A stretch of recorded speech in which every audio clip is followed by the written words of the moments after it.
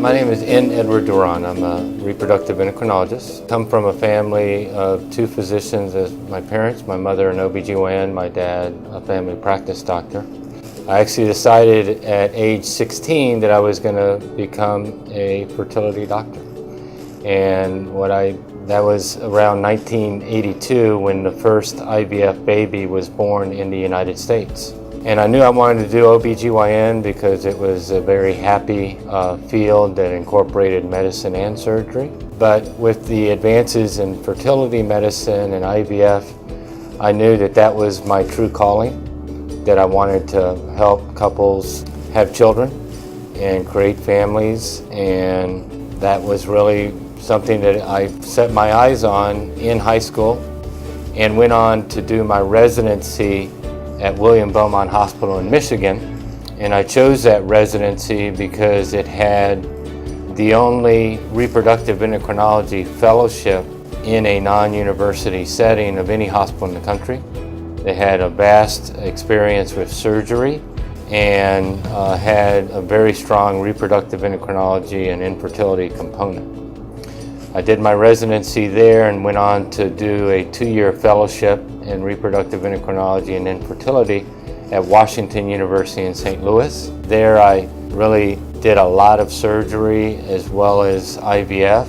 In 2006, when the robotic surgery was FDA approved, I was one of the first doctors trained on the robot platform and have been using it ever since to assist patients with myomectomies, endometriosis removal, eSure removal, and tubal reversals or tubal reanastomoses, reconnecting fallopian tubes after a tubal ligation. My main interest in robotic surgery came out of doing a lot of fibroid surgery in my fertility practice.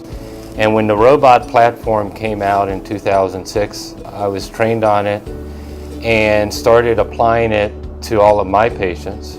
I soon had patients being referred to me from Santa Barbara to San Diego and even from out of state that needed fibroid surgery. These were even other fertility doctors that knew that I had a lot of experience with this.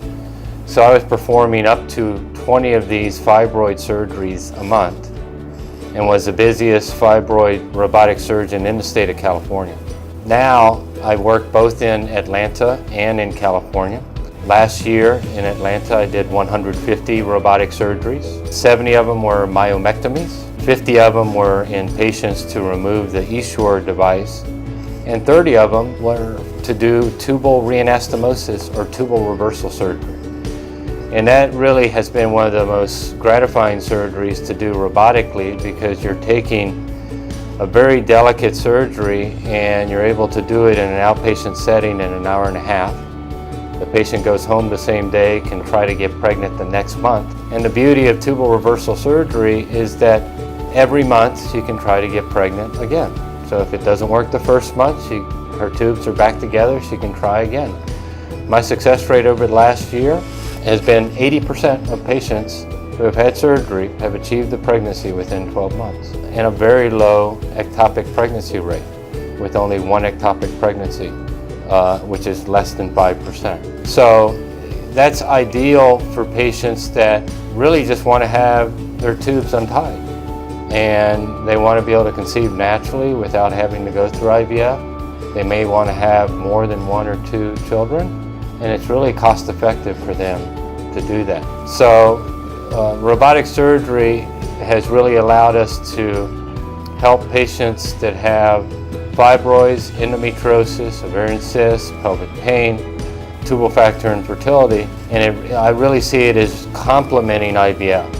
Certainly, I love when patients achieve pregnancy before they can even get back to doing IVF, but what I do know is that every patient that has robotic surgery, whatever they do after that surgery is going to be more successful than if they did not have the surgery.